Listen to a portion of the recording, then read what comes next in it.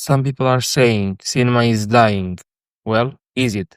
I may not have seen as many films as plenty of other people who tend to call themselves cinephiles, nor do I have the expertise to go into lectures about whether modern cinema is degrading. What I want to talk about is a small yet powerful part of the cinematic world of recent years. Three movies which seem to have nothing to say and even less to show: Minari, Past Lives, and Perfect Days. These movies aren't very well known as they lack CGI, explosions, and money for marketing, yet for those who have watched them and seen them for what they are, it was a once-in-a-lifetime experience. Well, maybe thrice in this case. What's funny about them is that they seem to be ending exactly where they started, as if nothing had been shown. While I can't agree with the second part of this sentence, they indeed end where they start. Yet the content of these movies changes our perception of the endings as long as we take the time to meditate along with the characters throughout the films. The special thing about these films is that they combine hemispheres with completely different cultures, the East and the West, the so-called yin and yang, two worlds colliding and combining the best of them. Nominated for tons of awards, these movies were the gems of the years they were released, and I believe it has to do with the way the Eastern philosophy of seeing life refines and brings to another level the Western way of movie making. Perfect Days wasn't even supposed to be a movie. The idea was born when the Tokyo Toilet Project invited Wim Wenders to film a series of short documentaries about the newly built public toilets designed by famous architects. Instead, Wenders proposed to make a film about a person who cleans these toilets. Because the initial purpose was to make the documentaries, Perfect Days still includes elements of a documentary, yet it is not entirely about toilets, but more about the ones who keep them running. You can see the long, thorough scenes where the main character is cleaning the toilet, while the actor who played the main part was trained to perform the whole routine with impressive precision. In contrast, Minari and Past Lives take place in the US, bringing to the sunlight the lives of the Korean immigrants and their search for happiness in a completely new environment. For Minari, the search relies on family values and resilience. For Past Lives, it's about love entangled with destiny. The first common ground where these movies meet is the Eastern way of living, or at least searching for a way to live it that way. Hirayama, the main character of Perfect Days, is a reserved, taciturn man who cleans public toilets, yet is happy with what he has and what he does.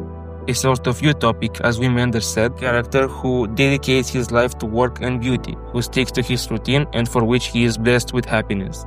The way of life of Hirayama is the key towards the way these films are built, as he is an archetypal character, a collective image of all the values cherished by the East Asian culture, be it acceptance or harmony with the flow of life.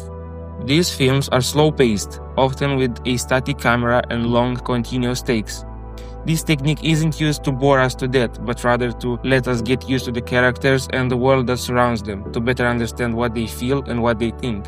Ultimately, it is a way of seeing and appreciating the world that surrounds the characters, especially the nature which is present even in Past Lives, where almost all the scenes are filmed in the concrete jungles of Tokyo and New York. Earlier, when I said about trying to live life the Eastern way, I was referring to Minari. Because this movie is about a family of Korean immigrants in the US, it tackles complex topics. In a country that started globalism as we know it, which inevitably tries to erode and transform other traditions, the problem of keeping your own culture intact becomes an urgent one. That's the mission of the Yi family that moves from South Korea to the US for a better life, to find a way of living in a completely new environment while keeping what's left of their own culture. The cornerstone of the Korean philosophy is the family. That's why this movie's conflict is finding a way of keeping it together, and that is why the ending feels so different from the beginning. In the end, Jacob, the father of the family, is searching along with his wife Monica and the water diviner for a new spot for building a well. The movie has plenty of conflicts that lead to a decision for both parents, to break up or not. And that scene only shows that the fights are over, that the family has learned from its mistakes and used them to build a lasting foundation. In a way, these three movies seem to show three different requirements of creating a family. Past Lives shows the attempt to create a pair, but as it seems, it wasn't the right life for Nora and Hae soon to be together. In Perfect Days, there is a broken family, a family filled with struggle and pain that led to an inevitable end. Wim Wenders said in an interview that he sees Hirayama as an alcoholic businessman in the past who became sick of his life and has given up everything to become happy with the way of life shown in the movie. From the little details about the past that are spoken in Perfect Days, we can sense a feeling of hatred emanating from Hirayama towards his father, which most probably has led to his departure from the family. Only Minari, as we can see, is managing to find a way for Jacob and Monica to keep the family and to find the feelings toward each other that seem to hide further and further away in their souls. All three movies have a very distinctive color palette. There is a main color for each movie: green in Minari, blue in Perfect Days, and orange in Past Lives. Almost RGB. If we were to combine these three colors, we would almost get the color white, nothingness itself. The minimalist yet expressive color choices also show the way the Eastern philosophy sees life, that happiness is found in minimalism, the way Hirayama found his happiness and reconciliation. These films lack the action, the dynamics, and the explosions that we see in plenty of other movies, yet it doesn't seem like there is something missing in them.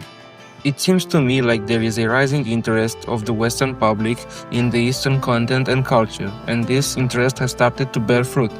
As I see it, these movies are only the beginning, and hopefully this interest will last so that we'd have a chance to savor gems like the ones described in this video essay more often.